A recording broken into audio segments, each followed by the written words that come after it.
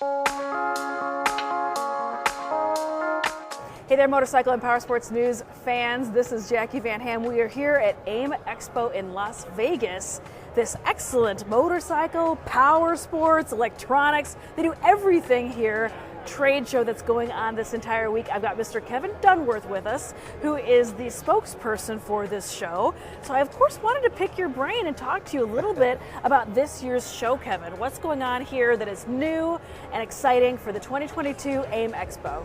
Well, the coolest thing for us is just getting together after basically a 2.5-year hiatus of events. So it's a new way to do business. We're coming out of a booming year. The dealerships are doing well. A lot of people are selling product and doing stuff, but we haven't really seen each other. We haven't seen what's new, and there hasn't been like a symposium process where people can talk and exchange ideas. So for me, I'm just excited to see like a lot of people that I literally haven't seen in 2.5 years, 3 years, and get back under one roof, talk about ideas, learn about ideas, what other dealers are doing, and then also have all the manufacturers here supporting us again. So it's also the first year that we've gone to dealer only, so it's not open to the public. I think that changes the demographic a little bit as far as like who's coming. So rather than people like some of the vendors maybe that would be more public vendors or selling direct to the people aren't here, but a lot of the people that are walking these halls all want to do business to make their dealership successful. So it's like a very unique, really feels like a cool dealer expo vibe, which is what we were going for. Definitely, and I agree with you. It's awesome always. Oh, I'm a trade show junkie, so I always love coming to these and checking out all the newest products and the whiz bangs and everything that's going on. But it's really like a family reunion, right? Absolutely.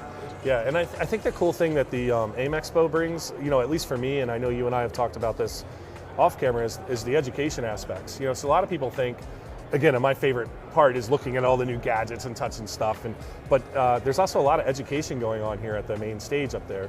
And again, it goes back to that sharing of ideas and helping us, get better products for, not only for you and I on our daily lives, but also when we go into another dealership or you or I are talking to another dealership, there may be an item here, an education piece that we learned here that we can pass on. And I don't know of any other trade shows that are doing that right now in the United States. I think we've got it for the motorcycle industry.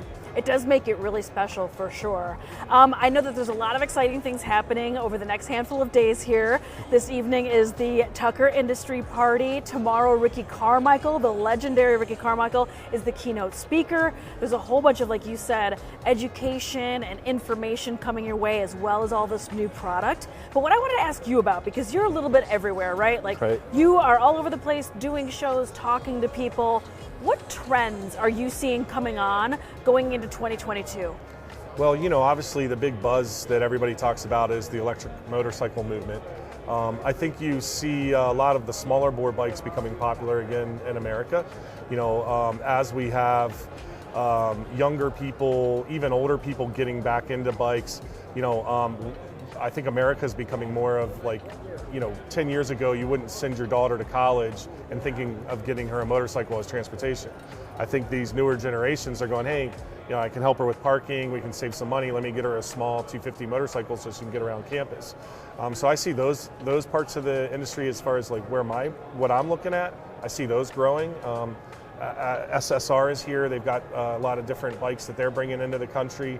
You're seeing some newer players, even some of our major players like Harley Davidson, some of these other guys making smaller bore bikes and marketing those. So not just electric, but also just things that are more utilitarian, whereas I think we've been very sports driven. Whether you ride a Harley Davidson, a sport bike, or even an adventure rider, most of us ride for sport.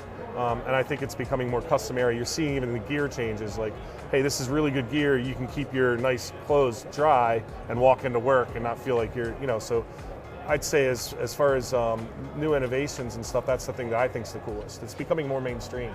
I'm seeing a lot more of approachability and a lot more accessibility with the types of bikes that are floating around. Like you'd mentioned, a little bit smaller in frame height or a little bit smaller displacement, being a little bit more appropriate for people who are just getting into motorcycling or using them as like commuter. Yeah. Well, again, I have, shoot, I don't even want to give a number on camera. I have a lot of motorcycles. And I still like... who here does not have more than one motorcycle in their garage? but Not still, me. like, what do you go to? Like, it's like, oh, like my little 250's over there. I'll hop on that and run down and do this. Or, Yeah. oh wow, I want to go out for a quick little buzz. Well, I'll take the 250 out again. You know, it's like, and I'm a big guy, and everybody's always like, why are you doing it? I'm like, well, I got this bike. It scares the crap out of me. I got this bike. It's like I got to fiddle with it for 15 minutes.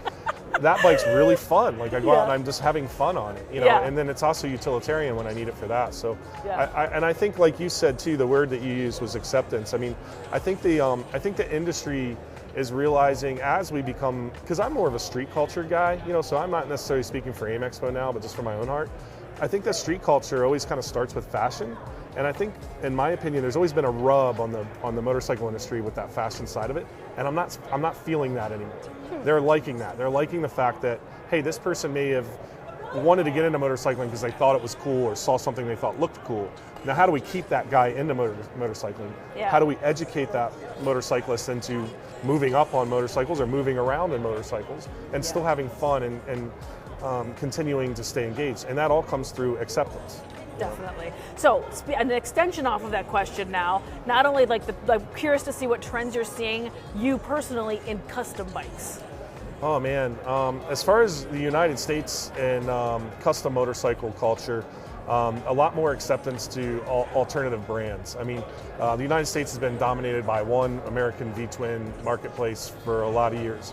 Those bikes are always going to be available for less money, although they're going up in money now, the 50s and 60s bikes. But that's going to always be like the predominant, like when people think custom motorcycle show, they think of like some crazy chopper.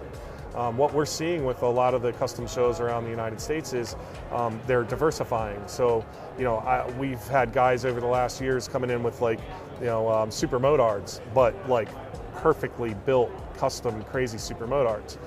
In the old days, you'd see a super motard that was built for one purpose, being a super motard in a race bike. So we're seeing a lot of crossover there.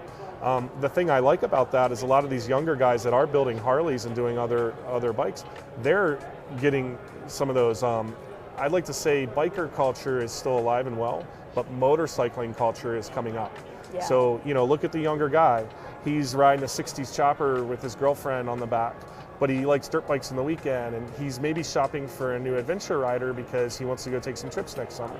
And, you know, I wasn't seeing that 15 years ago. I don't think we were as a industry seeing that. And I also think, you know, whether it's positive or not, with custom culture, there's some diluted aspect of it because you see so many bikes on Instagram and you see so many things on social media.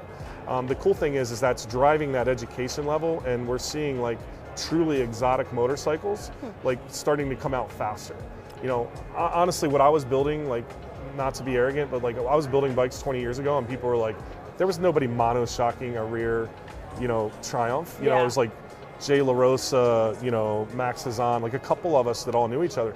Now you can't get on Instagram and even say you have a custom bike without having a monoshock or something like that, you know.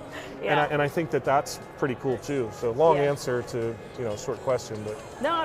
Diversity. I super appreciate it. I mean, I know, like I said, you're in a lot of different places. Your fingers in a lot of different areas in motorcycling, and your fingers on the pulse. So I mean, I definitely think that you're the guy to ask about custom culture as well as just motorcycling in general.